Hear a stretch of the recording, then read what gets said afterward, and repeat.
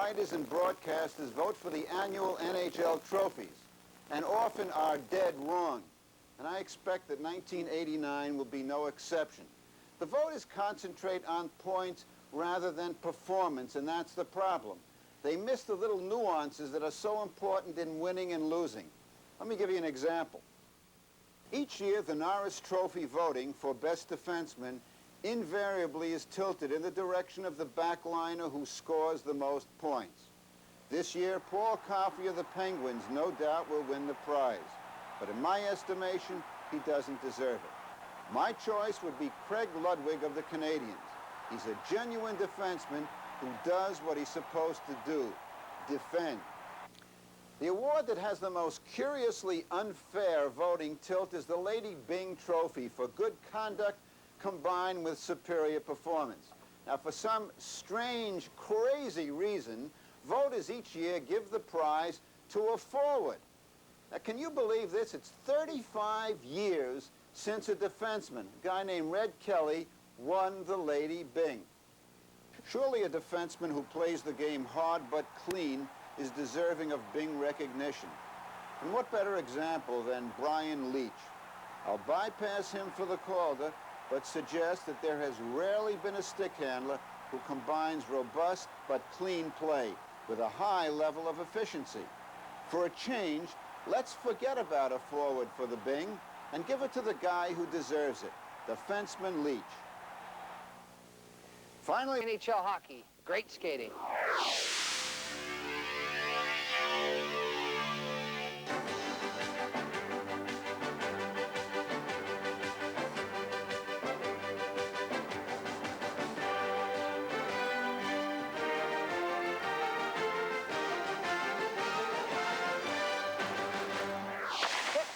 Reaction. Watch NHL hockey. All right, now here's the lucky one. The puck comes back toward Rob Ramage. He's able to deal it along to Joe Mullen, and off the skate of Harold Sneps it goes and into the net. You'll get a chance to see it one more time, and the game isn't over yet. But keep in mind, this is a franchise that got by Edmonton in '86 when Steve Smythe put one in his own net, and that was the margin of victory. And you saw that Sneps actually had to move to that puck. If he had stayed where he was, he wouldn't have hit it. But he was on a bad angle, ready to face that shot. Of course, the quick turnover caught a lot of the Canucks by surprise. Ramage dumped it in, and Mullen just turned and shot it right away. 20 minutes to go, and maybe more. And keep in mind, Edmonton and Los Angeles are playing tonight, too. Double-barrel action of Game 7 in the Smythe division. Both of those contests for you tonight on Sports Channel. It is Al MacInnis from the opening faceoff, popping one that comes near Reinhart. Pivots away from Lube, and MacInnis will go back to chase this one along with Dana Merzen, who wants to hook off Bridgman from getting there. Around it is wrapped, but Håkan Lube can't take it. Instead, it's Reinhart. Back across now to Butcher. Butcher flying one back in that caught a teammate offside, and so just 22 seconds into the start of this third period, we stop. To give you an idea of just how big an underdog the Vancouver Canucks were, besides being 43-point underdogs, the biggest in the first round, Hartford was the second biggest underdog, 36 points behind Montreal, and they went out 4 straight. But overall during the regular season, the Flames finished second overall in offense, second overall in defense. The Canucks were dead last in offense. It's amazing that they are here in a 7th game, but they have ridden the strength of their defense, which finished right behind Calgary at 3rd overall.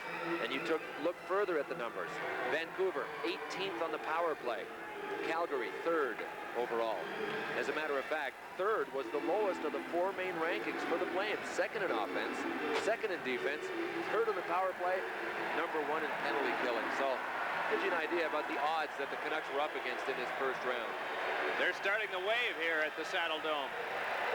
You may be wondering if there's ever been a situation where a team that has been outnumbered by so many points has beaten the team above it in a playoff series. Well, as a matter of fact, there has. Back in '82, Los Angeles had been outpointed by Edmonton in the regular season by 45 points. The difference between these two teams was 43, and the Kings shocked the Oilers in that series. Reinhart able to step right in. Oh, and a rising shot went off the glove of Vernon as the sea just parted for Reinhart to walk through. If Mike Vernon doesn't get a piece of that shot, Paul Reinhart has top shelf right over his glove side. with this comes Gilmore and lays it along. McLean in back to stop for Harold Sneps. Back over, but off Skriko and jabbed wide on the backhand by Mullen.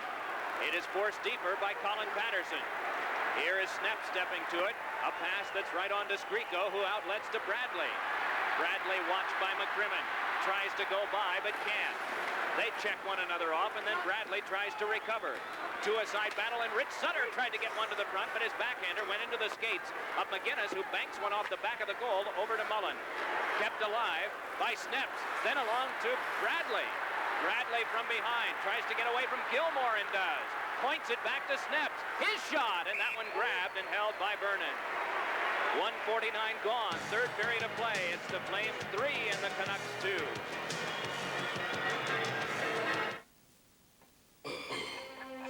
The moment. There are those that take us by surprise. Sometimes real, or yet to be realized. That's why you can count on MasterCard at any given moment. In nearly 3 times the number of places as American Express. Wherever you happen to be, wherever the moment may find you. MasterCard. Master the moment. We said earlier in this game that if the Canucks could stay close, they would have a pretty good chance. They had to stay close. Not only did they stay close, Paul Reinhardt on this play, what a move at the blue line, just about got the Canucks even. They trail by 1. It's 3-2 here in the third period. Natras, the man around whom Reinhardt walked, is back out there to be a part of the Calgary defense with McCowan. Joel Otto to take the draw with Linden.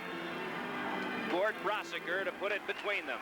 Greg Adams tried to tap it back, but Lanny McDonald strides away. 36-year-old right winger trickles one in on goal, and McLean is there to hook it around the boards. Greg Adams will take it. Adams' pass went by Linden and back down. McCowan will go back, and there'll be an icing here against the Canucks with 17:53 to go. Trevor Linden grew up idolizing Bobby Clarke. That's one of the reasons he wears number 16. His first choice when he went to Vancouver, he admitted, was number 9, but he was sure happy to be able to get number 16 that was worn by Bobby Clarke throughout his career.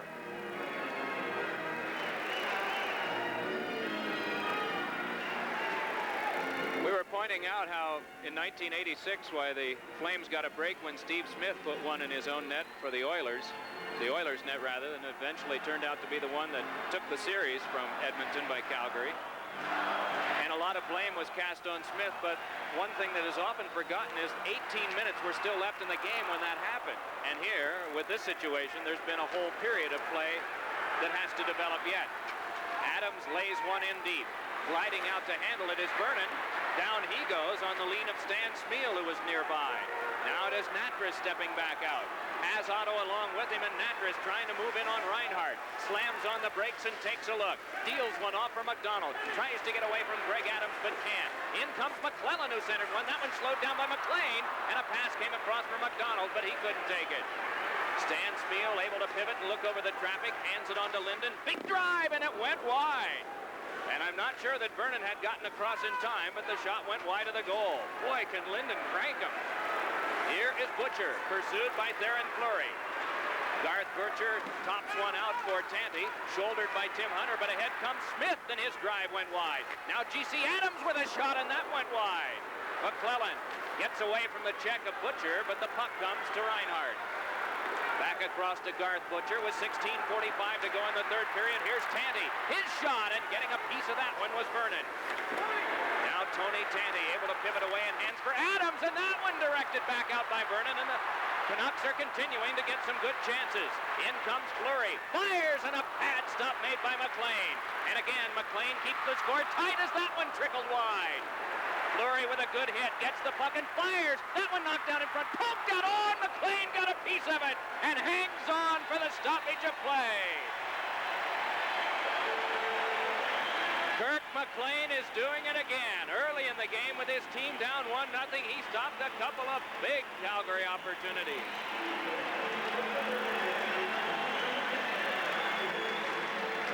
Well, this thing has gone end to end in the last minute.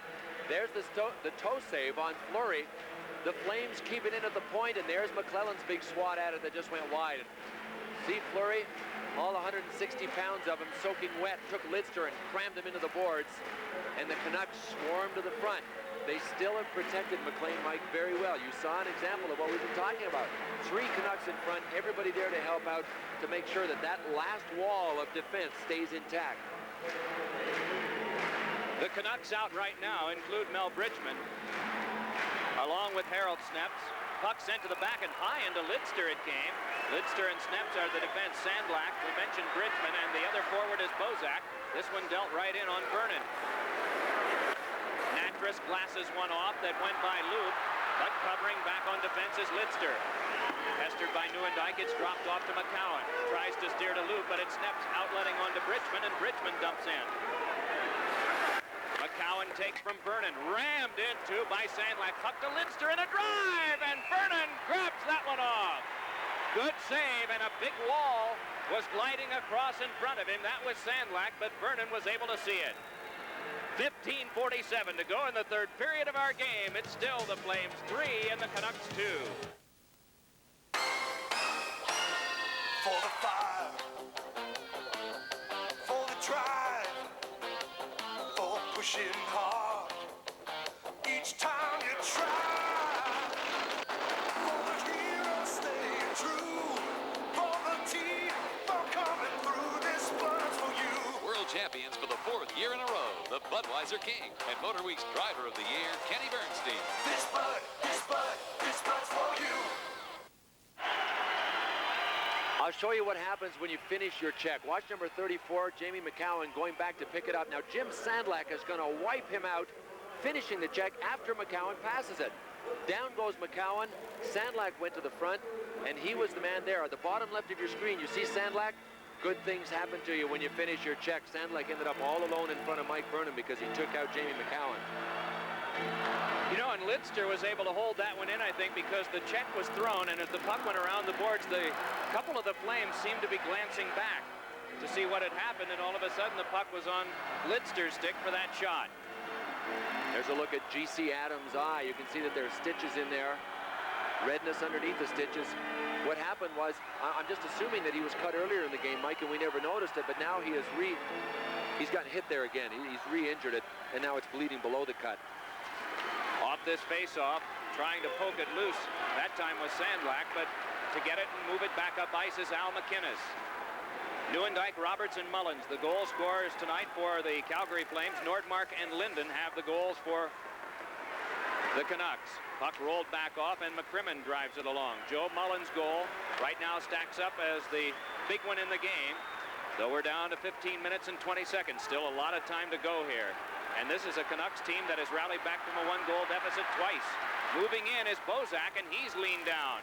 Stepping over to play that was Nordmark, and the puck dropped on back. Kept there by Benning, and Benning flipped one that came back to him. Still tries to force, but the Canucks watch as now up ice comes Mullen. Mullen gliding to the line, feeds it across, and McCrimmon a drive. Oh, and it went wide. It may have caught a bit of the post. Puck forced wide and off the back of the goal, and Sandlak is there to get it. Jim Sandlak stepped into by Gilmore. Puck kept alive by Mullen, but into a lot of traffic, and Bridgman sends it back.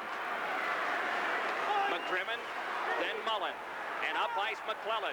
McClellan a drive, and that went wide. This one is retrieved by Adams and steered back on to Linden. Linden moving in, laying it back to Smeal. Open alley, Smythe a drive, and it went wide. Turned back along the boards, but knocked loose by McClellan. Into the corner they barrel, and watching is the referee Bill McCreary as two-a-side continue, and now it is just Linden sparring with Natras. Natras flips one, good keep by Butcher, but they say not at the line, and a halt to play. We take a break with 14:11 to go in the third. Here from the Saddle Dome, it's the Flames 3 and the Canucks 2. Let's pause for a regional break.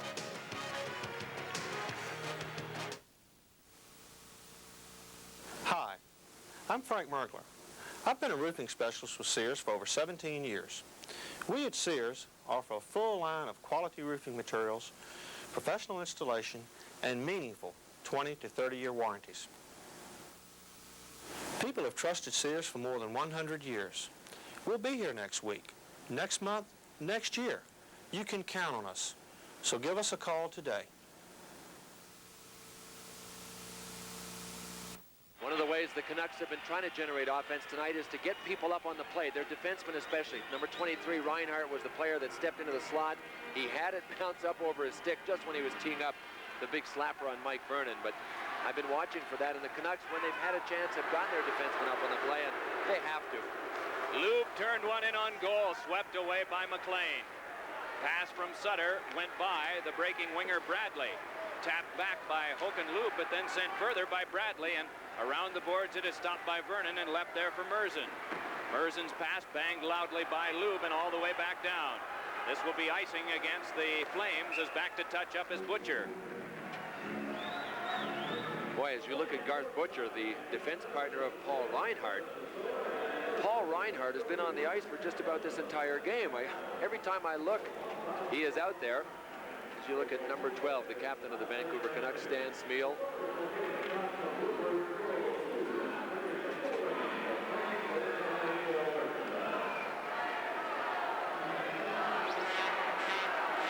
This is not a confident Calgary Flames hockey team. They're a team right now that is in a position to move on and face the winner of the Los Angeles-Edmonton series, in the position by 1 goal with 13:41 to go. But they're not a confident team. Yeah, you wonder, but with what would they come to a series like that, huh? They'd have to do a lot of regrouping, I'll tell you that right now. How many times have they iced the puck tonight? Yeah. You know, that's something that's so uncharacteristic of their big unit. Still, the pesky Canucks continue their hard hitting as Otto connects on a pass across that is dealt back in by Patterson. McLean back to get it. Leads it back off to Lidster. Pass skipped off Tanti. Striding over to get it is McCrimmon. Brad McCrimmon for the Flames banks one off that came back over to Lidster again. Slides it to Nordmark, then across to G.C. Adams. Adams with a drive, and that one stopped with a pad of Vernon. Loose puck, and Lidster able to force it to the corner, but it hopped right to McCrimmon. 13 minutes and 5 seconds to go here in the third, as turning with this now is Nordmark. Lays it back up to Lidster, then across it comes to Smythe, then to G.C. Adams. A drive, and another save made by Vernon. Rolled along by McCrimmon, right to the Canucks again, and a shot. That one forced by McCowan, kept by Lidster. Moves right in, and a shot, they score!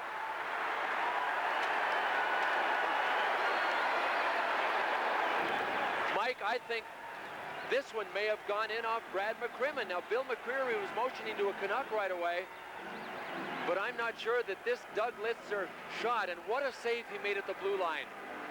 He goes in, watch in front of Mike Vernon. As he goes into a sharp angle, he throws it in front. It went off of Brad McCrimmon's stick and right between Mike Vernon's legs. This might be our best look at it.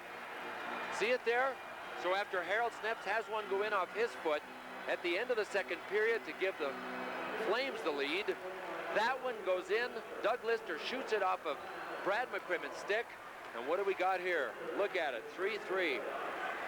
So they're even in bounces now, even on the scoreboard. That one went off Poplinski, who's sitting on the bench in a stoppage of play. And boy, am I glad. Now things are even up, and now let's have whoever gets the next goal get a clean one. Boy, it's been fun tonight. We hope you've enjoyed it. Don't go away. There's still another one after this, another 7th game of a series. Los Angeles and Edmonton. And you just can't overlook the play that Doug Lidster made at the blue line. That kept the whole thing alive. Once again, the Flames were just trying to desperately clear the puck out of their zone. They tried to sky it over Lidster. He grabbed it and put it down and just tore around. Ended up dumping it right in front and getting a break. Lidster gets credit for that goal at 7-12. And again, a defenseman comes up with a goal for the Vancouver Canucks. This one is chopped along by Butcher. Then Roberts stepped in too. Still the battle along the boards with Rich Sutter, and the puck controlled by Butcher. Across to Reinhart. Then on, and Bradley brings it through. Bradley sized up by Natras and taken to the boards in glass. McInnes rolls one around, and it's Roberts starting back. This is a 3-on-3. Roberts trying to move his way in. Couldn't get it through the defense. And it is poked back down, and McInnes will go down to get it. We'll have an icing this time against Vancouver. Clock stopped with 11:48 to go in the third, and the game now tied at 3. Let's pause for a regional break. You're watching the Stanley Cup playoffs on Sports Channel. Controlled by the Canucks defense, and Jim Benning lays it back out. Brad McCrimmon turns back to get it with 11:40 to go in the third. 3 times the Flames have gotten 1-goal leads, and 3 times the Canucks have equaled them. Lanny McDonald trying to pivot away from Lidster, who won't relent. This is Bozak starting back up for the Canucks. Leaned on by McDonald. Poplinski can't take, and so it's shoveled back in by Merzen. McLean able to stop it behind. And again, Kirk McLean had the big saves. What a hit on Lidster, that time by McDonald. Puck to Merzen, and a shot went across the goal mouth wide. And what a lot of traffic there was in front of the goal. Mel Bridgman leads it back up the wing, and here's Sandlak moving in. Lost it, though, and it's Merzen taking over. Shift change on for the Canucks as Big Dana Merzen carries it all the way in deep. Merzen a shot, and he missed the long side, but not by much. Here comes Smythe back up for the Canucks. Stan Smythe fires one that's deflected out of play. Clock stopped with 10:47 to go in the third period. Noticed anything unusual about the procedure of carrying the puck by either of the 2 teams in this period? Pretty basic approach, but the Flames have to remember that some of their players aren't as gifted as others. Gary Roberts came down on a 3-on-3 and tried to beat 2 Canucks defensemen. Doug Gilmour is a key man on this Calgary Flames roster, and Doug Gilmour hasn't lugged the mail a lot tonight. We haven't seen many number 39 rushes at all.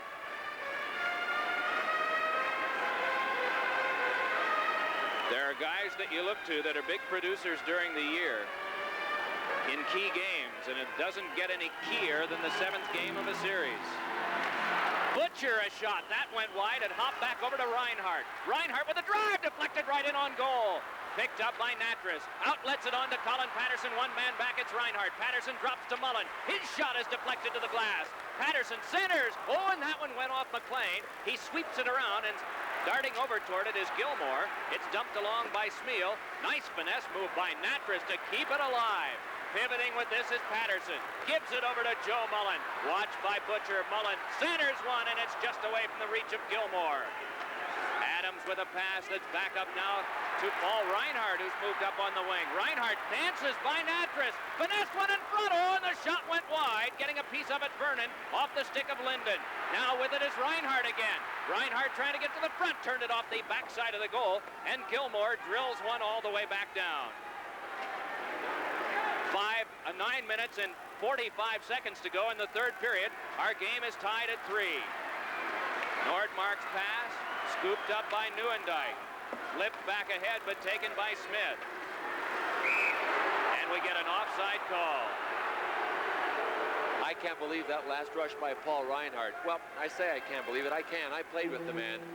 He is playing the game of his life, and he has hardly been off the ice. Watch this move. He gives Natras the stop and go, and then watch this little chip pass right here to Linden, who deflected it in on Mike Vernon, and then it went back to Reinhart. He kept going and going. What an outstanding effort. He wants this one badly. He was very, very hurt when the Calgary Flames let him go and sent him to Vancouver. He felt betrayed. Good blast by McCowan, answered by McLean. Back up with it is Nordmark. Little pass to G.C. Adams. Hooked down on the play by Nieuwendyk. Up with this is Tandy, though. Tandy with a blast, and that knocked down by the defense of McCrimmon. Hop back up the wing, and here comes Joe Nieuwendyk. Sized up on the play by Benning, and he puts on the brakes. And Benning right there. Nice defensive play to poke it along to Tandy. Dumps one further, and Smythe goes back, but ahead of him, the puck and Vernon. Hogan Lube starts on. 8:55 to go. 3-3 tie. Fleury trying to worm his way through. Fleury centers, and that one went through Lube. Big drive by McInnes, pinballed off the outside of the goal. Lidster trying to step away. Hooked at by Fleury. Lidster a pass on to Smythe, and up the wing it went steaming by Rich Sutter and back down. Vernon will make the play. Dumping it along, but Skriko is there. Turned into the check of Fleury, and so back ahead comes Natras and leads back up to McClellan. McClellan just muscled right back off by Bradley. Puck kicks along, though, to Hunter. Slugs one that was slowed down by Bradley. Flipped by McClellan and held by McLean, and we get another stoppage of play. 8:19 left in the third. The game is still tied at 3. Highly veteran of many years, and the rookie Theron Fleury. Not often you say Bridgman far bigger than the other centerman, but in this case he is.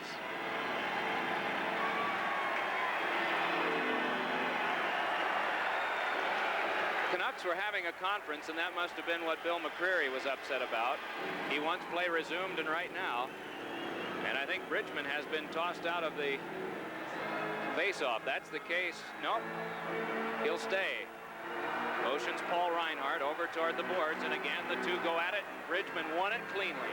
Right over to Reinhart, who holds. 8 minutes and 12 seconds to go in the third period. Reinhart to Garth Butcher, then ahead to Sandlack.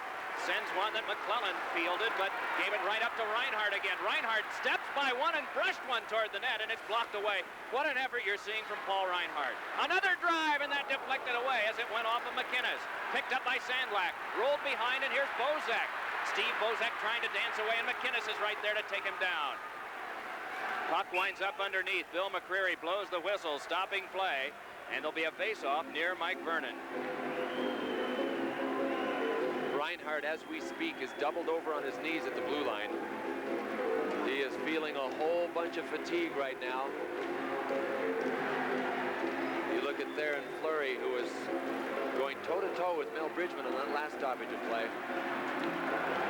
But the Vancouver Canucks have had such an easy time getting out of their zone tonight, all the way up ice. Here's that last big Reinhart rush. Al McInnes dragged him down, but Bill McCreary is letting everything go right about now. And I don't think that's a criticism either. That's just a situation that I think somewhat similar to Andy Van Hellemond in the 4 overtime game, and you want to let the players decide since we've had some weird bounces in this. Game is tied at 3, 7:46 to go in the third.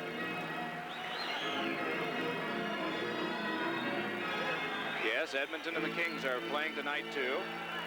According to our watches, they haven't started just yet, but we'll keep you updated on that one. While following this one, again, an unfair droppage of the puck. Hockey, when it's played with cohesiveness and intensity, is exhilarating. When it's not, it's nothing. Tonight, it's exhilarating, and we hope you like it. Stan Smythe moves up with Skriko, the wingers for Trevor Linden. Skriko checks McCrimmon to the boards, and it is McCowan there.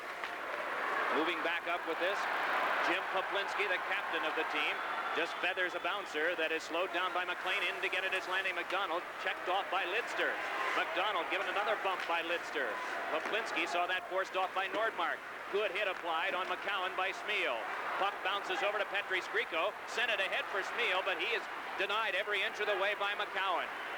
McCrimmon on the turning stick of Otto, and then on to Lanny McDonald. McDonald slides one across. Poplinski goes to get it. Stood up by Nordmark. Lanny McDonald deals it to the back to McCowan. Wrists one, and that went off the wallet of McDonald and is scooped up and brought back ahead by Stan Smythe. And Smythe drops it in. Another shift change for the Canucks. Another shift change for the Flames. It is the Patterson line with Mullen and Gilmore out. Here's Doug Gilmore moving ahead. Saw an opening, but very quickly that closed by the stick of Reinhart. It is Tanti back ahead. Back checked by Gilmore, and Gilmore's good defensive play forces the Flames to shift from defense to offense, and on comes McInnes. Big drive, and it trickled through, and it is poked and then hooked back in by the goaltender, Kirk McLean. And for one agonizing moment, every Canucks heart stopped, and every Flame waited with anticipation to watch a light that never came on. I'm not sure I've ever seen a goaltender look around behind him quicker than Kirk McLean did. He had a sense that it had gotten through. He tries to poke it here and misses it on the push, but gets it on the pull. That was not his intention at all. You can see the curve in his stick. The toe of his stick is the part that passed right over the puck. The guy who let it go is the biggest blaster on the team, Al McInnes. Shots 31 to 31, 6 minutes and 31 to go, 3-3. It's all right here. You can't ask him anything more from a 7th game. Well, the Canucks control this one. Benning hands it back across for Lidster. Quickly, the Flames send it back, but Lidster is right there.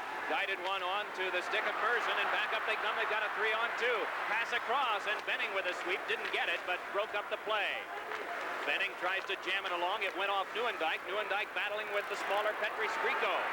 Still to the boards they go, and Bradley tries to get his stick in. Does, and gets a pass across to Lidster. Lidster brings it back up ice and flips one behind Rich Sutter and down. McInnes goes back. Little pass along is taken in stride by Merzen. Again, another change on the part of the Canucks. Flipped along by Roberts, and that one scooted right in toward McLean. McLean guides it back across to Rich Sutter. Sutter in some traffic. Oakenloop was there, but Sutter followed up and steered one off Bradley. Kept alive and nicely by Nieuwendyk. Now Butcher locks up with Lube, and pivoting with this on a delayed offside call now is Reinhardt, and that broken as he passed it ahead. Sutter drops it one hop to the boards. McCrimmon has it as the clock ticks down to 5:20 to go. 3-3 tie, the series tied at 3 in case you're just joining us. The most recent goal, one that went off the skate of Brad McCrimmon after the prior goal by Calgary had gone off the skate of Vancouver defenseman Harold Snepp. So both teams have gotten one bounce off a defenseman from the other team to get a goal tonight. Puck fired around, and Lanny McDonald steered it in close quarters to Fleury and then got it back again. Laid one out, but Sandlak is there. Sandlak had it forced further by Fleury, but Big Jim Sandlak controls, though he dropped it over to McCrimmon, who just jousted it back in. Slowed by McLean, taken by Nordmark. Impeded by McClellan, but he lofted it back out. Brad McCrimmon goes striding back for this one, and after him is Bozak, anticipating that McCrimmon would work opposite the way he did. Tim Hunter back up with 4.5 to go. Hunter sends one off the wall. Guided along by McLean, and Stan Spiel steps over to play. He's checked by Fleury, but the Canucks can outlet once more. Moving on with it, and controlling is Linden. Hands back now to Adams, who floated one right into the glove of Vernon. And then he's brushed into by Trevor Linden, and a crowd gathers. Mike Vernon has a tendency, Mike, and he's done it all game long. When he sees somebody coming from the side after he smothers the puck, he'll put his stick up right in the guy's face as he's coming to him. And that time, Dana Merzen was pressing Trevor Linden into him. And you're seeing the end result of it. But what a nice play Linden made coming through the neutral zone. It was a 2-on-2. And instead of coming straight ahead against the Flames defenders, Linden made a sharp turn, crossed over, and that brought Merzen over tight against the boards. Then he dropped it to Greg Adams, who was able to just dump it in on Mike Vernon. But Linden's a thinker, and he makes a lot of good decisions for a 19-year-old in the NHL. Man, oh man. Bob McCammon somewhat relaxed in the first shot we had during the stoppage, and then doing some animated gesturing to players on his team. Tension at both benches, but to whom much is given, much is expected, and the expectations are far higher at the bench of red and gold. For the black and gold, it's Linden and Joel Otto and McCrimmon. McCrimmon with a pass on for Mullen, forced away by Lidster, and Mullen keeps working. Lidster able to control on the turning stick of Greg Adams, who starts back. Big drive and a stick save made by Vernon, and he flung it to the glass. Pinching along is Adams, but ahead now comes Mullen. Adams is without a stick as play works back in. It is Poplinski feeding up the wing, and that one went off the skate of Stan Spiel. Brought back up by Linden, who's gotten a stick. Linden drops one back for Butcher. Check from him, but nice follow-up by Tanti. This one comes to Brad McCrimmon with 3 minutes and 42 seconds to go in the third period of play. Pass is directed back deep by Mullen. Going to get it is G.C. Adams. Gilmore held off by Nordmark, and the pass up the wing for Tanti. Gilmore drops it back in, and it is slowed by McLean and taken by Nordmark.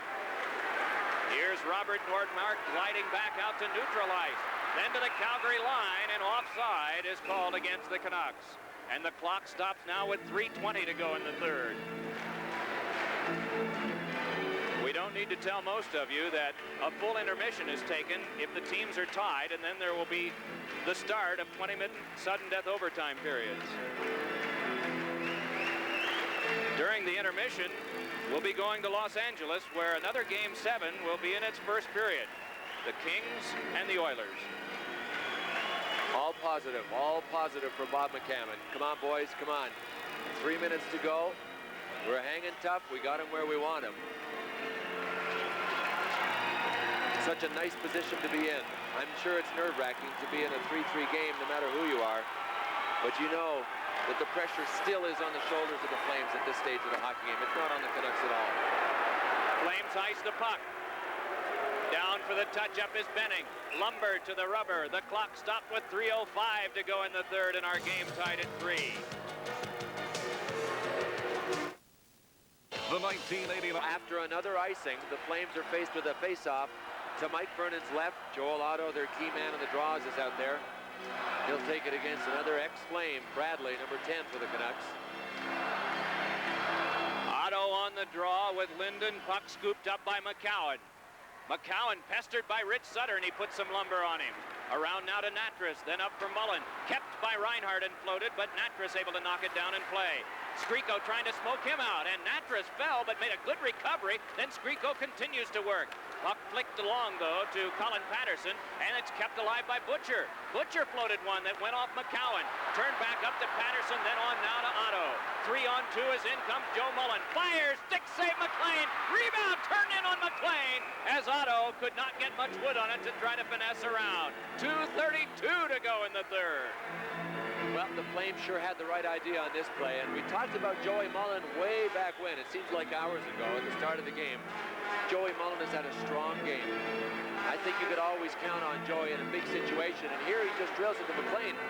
Number 11 of the Flames, Colin Patterson, had the right idea, as did number 29, Joel Otto. They both went for rebounds, but the most dangerous man in the rebound gets ridden out by Garth Butcher right here. See the left of your screen? Good job by number 5 of the Canucks, taking Patterson out of the way. That's the way it's been all night long. The Flames haven't been able to get in there for those rebounds that have been in front of third McLean. Neuendijk, Roberts, and Loop, the front line. Al McInnes to work in back with McCrimmon. Puck dropped unfairly, so they'll do it again. That gives us a chance to tell you that it's Bridgman, Bozak, and Sandlak, the front line for the Canucks. And in back, it is Jim Benning to work along with Lidster.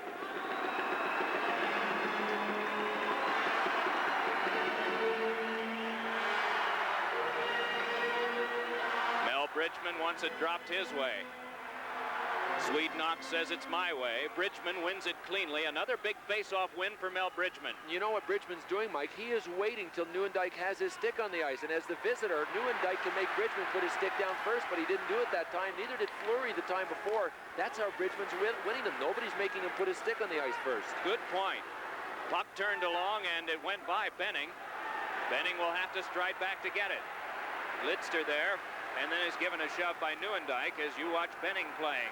Clock is at an even 2 minutes to go. Third period of play. 7th game of this playoff series, and the game tied at 3. Here comes Bozak up the wing. Tries to force his way through and can't. It's jabbed away from Sandlak by the falling Hogan Loop. Sandlak keeps play alive. Rolling it along, and Brad McCrimmon turns with it for the Flames. McCrimmon deliberately brings it back up ice, and that one directed in on goal by Roberts. Flipped along by McLean, given to Roberts, and a shot is deflected away by the stick of McLean and wide. Oh, and Sandlak. Back up ice now to Linden for the dump in.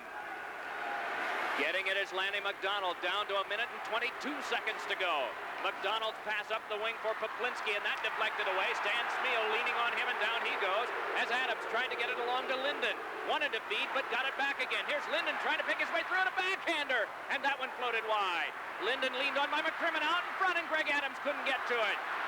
Now Lanny McDonald back up ice as we hit the last minute of regulation time. McDonald with a pass to Otto, and he shanked it wide. Spiel chops it off the boards, and right there to get it is Linden. He's got a man in stride. It's Greg Adams. Picks up Reinhardt and hands over to him. Reinhardt drops. Adams a shot, and it's snapped out of the air and held by Vernon. Oh, man. What a save by Mike Vernon. Reinhardt up on the play again. How many times have we seen him crossing the blue line? Screen through the legs of Rick Natras. Yeah, that one was labeled. It had goal written all over it. Pretty cool with all of this pressure. A 3-3 tie. 48 seconds to go, and Mike Vernon makes his best save of this game, Mike. And he has had some tough ones to make. That was the best. Got a lot of savvy. 5'9", 155 pounds, just turned 26. A lot of years in goal left here for the Flames. Well, he's faced 34. Kirk McLean, 35. Neither of them have buckled yet. Only 3 goals yielded. Skriko Sends one along, and Rich Sutter barrels in to get it. Stepped into by McCowan. Trying to wedge it free is Bradley. Taken to the wall, though, by Big Joel Otto. Along trying to get this is Grieco, but it's pulled away by McCowan and floated up the wing for Mullen. Mullen overskates as it took a dead bounce. Up with this is McCrimmon, and he moves on. McCrimmon stepped into by Lidster, 24 seconds to go. As pivoting along the boards and trying to shovel one free is Reinhardt. It's knocked down by Neuendijk, then to Mullen, but blocked down by Bradley. Here's Bradley bringing it back up ice with 13 seconds to go. Laid it to an empty wing, and it's hatcheted back in by McCowan. Around it comes for Gilmore. Gilmore with a look, sent one in front, and it went across the goal mouth wide as Mullen had been wedged off by Reinhardt. 2 seconds, 1 second. It will take a 23rd period to decide the series. Incredible action tonight. The shots on goal for the Calgary Flames in that period, 10. For the Vancouver Canucks, 13. 1 goal in the period. Lidster, his first of the playoffs, unassisted at 7:12. Back we go to Sports Nightly and Lee Zeidman. Thanks, Mike. Well, we've got a game tied at 3, a series tied at 3, and you'll see every second of that sudden death overtime coming up after the 20-minute break. Meanwhile, while the Vancouver Canucks and Calgary Flames rest up for that sudden death, let's get you to Los Angeles, where the Kings and Oilers are getting ready for face-off in Game 1 of their series. 7 of their series, excuse me. Los Angeles Kings. We welcome those of you who have been watching the other half of this great division playoff round, the Calgary Flames and the Vancouver Canucks. We're live at the Forum in Inglewood. Gretzky was in center ice for the face-off. McSorley and Miller on the wings. Waters and Laidlaw in the Los Angeles defense. And the Oilers with Messier, Anderson, and Simpson as the forward line, having trouble moving through the center ice area. McSorley plays it back down the boards. Laidlaw turns, goes after it, as does Waters, and Rudy banks it high along the glass. It hits Anderson and stays in the Los Angeles zone. And the body work of McSorley knocking Anderson into the boards. The puck went to the corner for Messier. Tight checking here by the Kings. We're 37 seconds into the first period as the Oilers play it out of the corner. It's picked up by Waters. Moves it up along the left wing boards. Miller with a good pass to Gretzky. 2-on-1. Smith drops back. Gretzky right in. Shoots. Fuhr. He scores!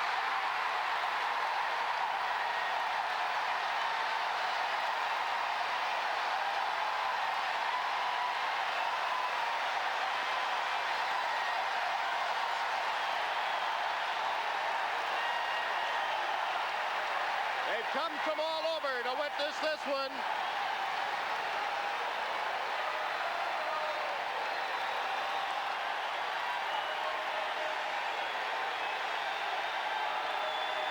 Jakes, we cannot hear ourselves. This place is so wild. But again, the last time that Edmonton started, McSorley and Miller, they got scored against in the first minute up in Edmonton. Robbie Fautor came right back there, got a nice clearing pass from Jay Miller, and he went in and he waited and waited. And the Edmonton, they couldn't handle it, the 2-on-1 the way they could. And Grant Fuhr had him commit himself late, and Gretzky saw it and buried it. 52 seconds into the opening period. Gretzky's 3rd goal in this series. Los Angeles takes the lead, and now the Oilers start out. Over center ice they come, taking it on the left side as Curry with him. Curry goes to the front of the net, the pass, and the shot blocked by the defense of the Los Angeles Kings, and the Oilers have to chase it out into center. Moving up quickly, however, is Robitaille.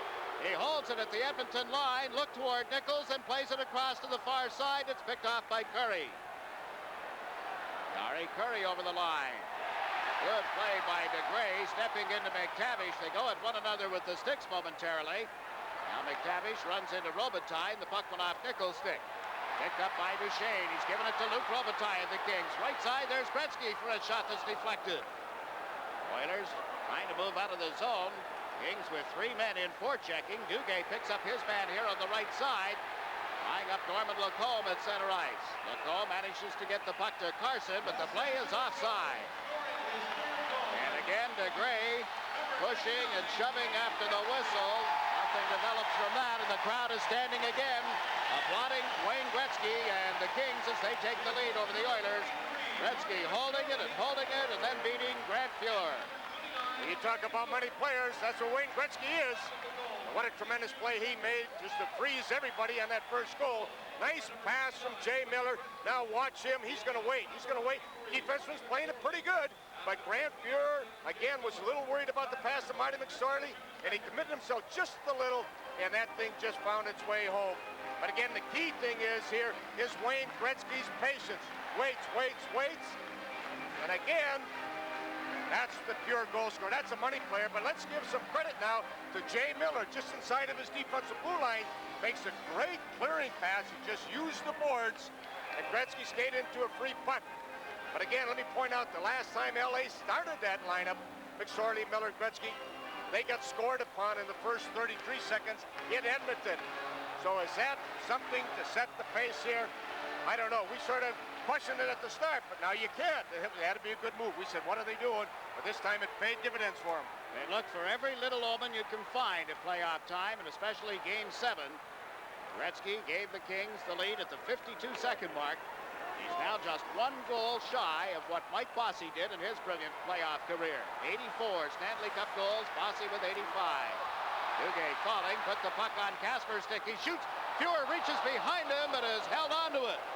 Twice now, they've gone to the 5-hole, as they call it, the area between the pads. This time, Fuhrer able to trap the puck. Boy, as you said, Jigs, you look for all different types of signs. And sometimes when that goalkeeper's fighting the puck early, it's just like a baseball pitcher. Sometimes that curveball is hanging. We don't want to start questioning Grant Fuhrer for all the things he's done. But obviously, he's fighting that puck a little bit. You see, he had a chance to freeze that puck, catch the puck, maybe catching it on his blocker, and then with his catch glove, or catching it direct with his catch glove. But again, he juggles a couple pucks right there, and he's looking behind him. That can be real upsetting to the players on the ice and the guys on the bench. They say, geez, what's going on? Because that's atypical Grant Fuhrer. There's the story of what's going on at the Olympic Saddledome, and for those of you who have been watching that game, you won't miss anything. As soon as the teams are back to start the overtime, we'll return you to Calgary. Score tied 3-3, headed to sudden death in Game 7 of that series. The winner will face the winner of tonight's game here in Inglewood, California. Brown moving the puck. In with it is Huddy, backhanded it behind the LA goal. Huddy with it again. The Edmonton defenseman turned it over. Here's Gretzky. Waits for some help to arrive. Now crosses the line with it. Went to center one. It's under Charlie Huddy. And Huddy, who had been trying to make things happen at the other end of the ice, comes all the way back to break up that LA rush. Jigs, it's very apparent, at least in the first 5 minutes or so, that they're not going to do anything equal strength on Gretzky. Throughout the regular season, they'd put somebody on him. They'd have a defensive forward.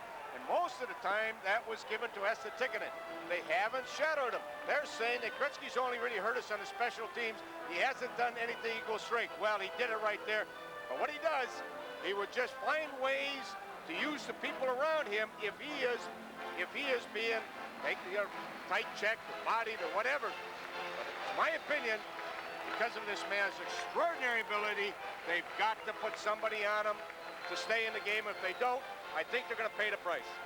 But do they have that advantage here tonight with LA able to make the last change in personnel on the ice? Yes, they do, Jigs. You just put a defensive forward on each line, and he picks up Gretzky so you can't escape the same system. Now Dave Taylor centering one from the corner that was knocked down in front of Grant Fuhrer and brought out. J.P. LeBlanc in the lineup tonight for the Edmonton Oilers. Just dumped one in. This is Bernie Nichols moving down through center ice. Dave Taylor, Robitaille steps over the line, left the puck for Steve Duchesne. Duchesne's pass was blocked. Picked up by Tikkanen. Goes to the left side. They drop it right back. Curry returns it, and McTavish with a shot. Rudy the sliding save, and he's held it for a face-off. Now some shoving, some pushing at the side of the net. The veteran linesman Ron Finn and Randy Mitten separate people, and Wayne Gretzky has given the Los Angeles Kings a 1-0 lead early in the first period. Face-off coming in the Los Angeles end of the ice. LA goal officially Gretzky from McSorley and Miller. 52 seconds into the first period. So we watch this game unwind. Let's watch the face-offs in those defensive zones. This is also a very important part of the game. Edmonton with McTavish centering for Curry and Tikkanen. When the series started, that was Jimmy Carson's spot on the ice. Now the Kings trying to move the puck out on the left side. Nichols got it to the blue line. And the Oilers will pick it up in the center ice zone. Going into forecheck is Taylor. Taylor, Robitaille, and Nichols, the Los Angeles forwards, and Nichols just took his man down at center, did it cleanly enough to avoid a penalty call. Randy Gregg is back for Edmonton. Laid it around to Steve Smythe, up to McTavish. McTavish goes rink wide. Here's Curry breaking in. Shot it way wide of Rudy as he was rushed by Waters. Robitaille tips it through center for Nichols. Three Oilers back. The pass to Gretzky on the right side. Went cross ice with it, and it was tipped. Taken in. Unable to clear the zone, however. Now Robitaille is after it. Laid it to the side of the net. Craig Muni for the Oilers. Gave it to Curry. He goes rink wide for Mark Messier. Messier is over the line. Pulls up on the right side. Center run. Curry shot blocked. The rebound. He bangs it in. Jari Curry comes back to tie it up for the Oilers. Well, that's a very important thing for Edmonton to do, Jakes. They've got to take the fans out of it. And they got to, there's one of the ways to do it, and that's a very important way, is get that goal early. And it was a nice play by Mark Messier. Again, this is the guy that's got to set so many things up. Broke a check in the neutral zone. This thing develops into a 3-on-1. He waits. Nice pass over Curry. Again, nice play by Tommy Laidlaw to play it. Blocked it. Curry gets his own rebound before Tommy Laidlaw can recover, or Kelly Rudy get on his feet. And Curry, this guy buries it. And this is the guy you want with that puck around the net. His 82nd Stanley Cup playoff goal. He's tied now with Rocket Richard in that area. And that point ties him with Jean Beliveau, 6th overall in Stanley Cup playoff hockey. Len Sather, the coach, general manager, president. Players must play with instinct. Game 7 is a game in which they have to do that, and he's seen Curry go to the net and tie it up here at 4:48. Messier and Muni getting assists on that goal. Let's say that likes to have his players play with instinct. This guy is one of the few coaches that will give the game back to the players. You like to see him go play, you know, the old river hockey, the pond hockey. That's his philosophy. You look at the Edmonton bench, and just a moment ago as Curry went in off right wing, we were watching coach and GM with a separate camera, and here's the way he reacted. Yes, sir. All right. Usually Glenn is kind of subdued, but he's got some of that emotion today. He had it this morning at practice. We saw him around the hotel. He was saying, he was a different Glenn Sather because he was up. Sure was. Now with the game tied, Duchesne brings the Kings across the Edmonton line. Trying to shoot one through a screen that was blocked. Condos is up front for Los Angeles, along with Gretzky and Allison. Play coach Robbie Fattori giving Gretzky a double shift. You can expect that all night long. Edmonton countering with Lacombe, Messier, and McClellan. Messier is being double shifted. Messier reportedly playing on a sore knee. An injury that goes back to a game against the New York Rangers. Here's Condos tipping the puck into the corner for Gretzky. Put it out in front off the stick. Right to Allison. He shoots, and that went wide. Out come the Oilers. Messier feeds it up the right side. Can't get it back again on the play with Anderson, and now the Kings take over. Dale DeGray dumping it in from center ice. And Fuhr holds it up. Boom played it around the corner boards, and this is Anderson cut right in front of the net with Tonelli on it. Tonelli, what a battle for possession of the puck. It goes to the side of the net. That's Huddy. Hanging up the left side, and the Oilers again go cross ice to Messier. You don't take the puck to Johnny Tonelli's kitchen in those corners. He's going to win that. It's an area that he has staked out as his own in a lot of Stanley Cup games. There's Gregg with a shot. Up through and off Rudy's blocking glove. Anderson centers one. Rudy steers it to the left wing boards for Jay Miller. Miller, Tonelli, and Duguay. Miller putting the puck in the Edmonton zone. Back for it, Charlie Huddy. Plays it around to the left side. Game tied 1-1 as Nichols reached in, knocked it away from Craig Simpson. Now Jimmy Carson turns with the puck. He's given it to Simpson. Lacombe, the other member of this forward line. Carson got tripped up at center ice. Play allowed to continue, and Taylor chases a loose puck. Smythe dropped back for Edmonton. Dave Taylor in a battle for it. The Oilers come up with it. They give it to Lacombe off right wing. Big shot. Rudy the save, and the rebound is cleared out by Waters. Waters picks it up again at center ice. Nichols didn't see it coming. Now chases it into the Edmonton zone, but Carson is there. Carson left it on the boards, and the Oilers are able to clear it out. Birthday boy for Los Angeles, Tom Laidlaw with the puck now. Laidlaw and Kevin Lowe, two players in tonight's game, both celebrating birthdays today. 12 and a half minutes remaining in the opening period. 1-1 is the score here in Los Angeles as Curry comes over the blue line. His pass was behind Tikkanen. Picked up and cleared down the ice by Robitaille. Oilers with it again, try to move it into the Los Angeles zone. That's Laidlaw getting it away from Curry. Now Gretzky feeds it to Nichols. Contos goes to the front of the net. The pass goes off his stick, and then Muni ties up Contos on the end boards and jostling for position in front of the net. What a job. It comes back to Laidlaw for a shot up high on Fjord, and it ends up in the far corner. Gretzky battling for control of it. In comes Contos as well, bumping McTavish. Referee Andy Van Hellemond lets the play continue, and now it's been frozen long enough for a face-off. 11 minutes, 46 seconds left in the first period. Gretzky for LA, Curry for Edmonton. It's a thing except one dump in, and now you're seeing the second by the Flames. The first quick shift change, 27